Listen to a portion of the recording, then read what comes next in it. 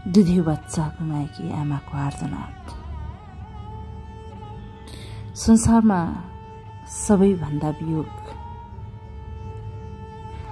र चिच्याहाट शिशु वियोगको हुन्छ सायद। शिशु वियोगको अन्तहीन पीडा हुन्छ सायद। सबैभन्दा गहिरो सम्बन्ध पनि एक हो आमाको र बच्चाको।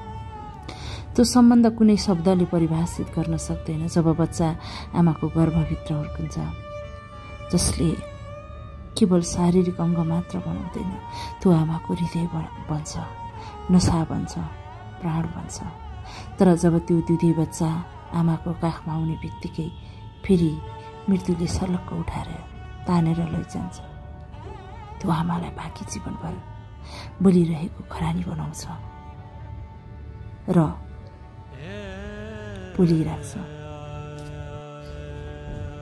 काखको दुधी बच्चा गुमाउनु भनेको मात्र एक सानो जीवनको अन्त्य होइन, त्यो त एक आमाको सम्पूर्ण सपनाको, आशाको र ममताको अन्त्य हो। स्तनमा अझै दुध बगिरहेकै हुन्छ, तर त्यो पिउने ओठ हराइसकेको हुन्छ। झलुङ्ग त सजिएकै हुन्छ, तर त्यो भित्र निदाउने कोही हुँदैन। नजिकै राखिएको सानो लुगा हेर्दा आमा भक्कानिन्छे, किनभने अब ती लुगा कहिल्यै लगाइँदैन। जीवन एकैछिनमा शोकको आधी मात्र बन्न पुग्छ।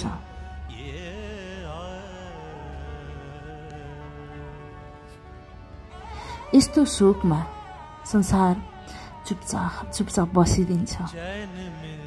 न त समाजले बुझेको हुन्छ, न त नातेदारले। सबै त सबैसँग बिर्सिन्छ, तर आमा भन्ने बिर्सिन सक्दिनन्। हरेक बिहान ऊ आफ्नै आँसुमा बेच्छे। हरेक रात ऊ सपनामा आफ्नो बच्चालाई च्याप्छ अनि फेरि जागेर खाली काख पाउँछे। धेरै पटक समाज यस्तो आमालाई चुप लाग्न भन्छन्।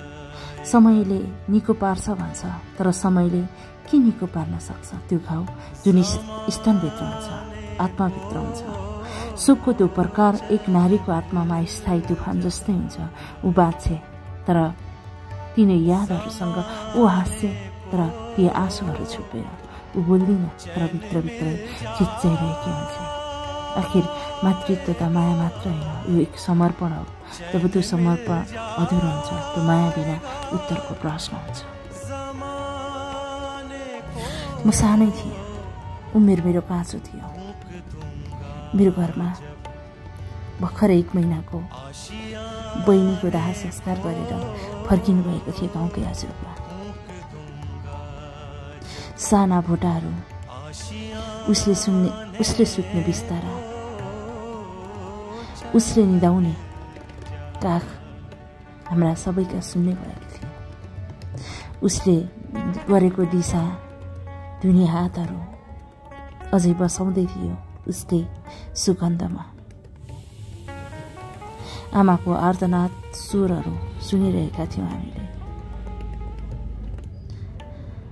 मलाई त्यो काख चिसो भएदेखि, मलाई आमाको त्यो काख चिसो भएदेखि प्रत्येक सानो बच्चा देखेपछि कहाँले लाग्छ अहिले पनि। मृत्यु सहजै स्वीकार्न सक्लान् सायद, तर त्यो सानो बच्चा गुमाएकी मेरी आमालाई म हरेक वर्ष त्यत्तिकै मौन देख्छु। उहाँले कहिल्यै मोटाएको देखेको छैन मैले। सायद हुनेको भन्दा नहुनेको महत्त्व बढी हुन्छ भन्ने कुरा यसैबाट देखेको छु। मेरो एकजना छिमेकीमा दिदी हुनुहुन्थ्यो, उहाँको पनि 7 वर्ष छोरी मरेकी थिइन्।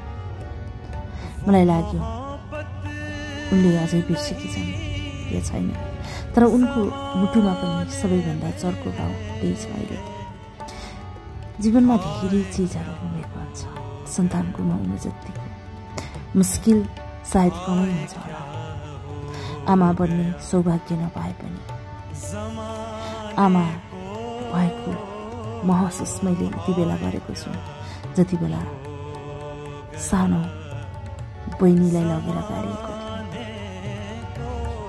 छुटेका कपडाहरू निकालेर बेला बेला हेर्न गरिन्थ्यो। स्यानको वरिपरि डुल्दा कपडा देखेर निकै तर्सेको थिएँ र लागेको थियो जिज्ञासाले गएर माटो पसारेर हेरौँ। तर म त्यसो गर्न सक्दिनँ थिएँ, किनभने हामीलाई आस्थाले यति अन्ध बनाउँछ कि हाम्रा यादहरू पुरिन्छ, हाम्रा घाउहरू कोतारिन्छ, हाम्रा स्मृतिहरूमा ढुङ्गा हानिन्छ र स्मृतिको स्थानलाई सधैँको लागि बन्द गरिन्छ।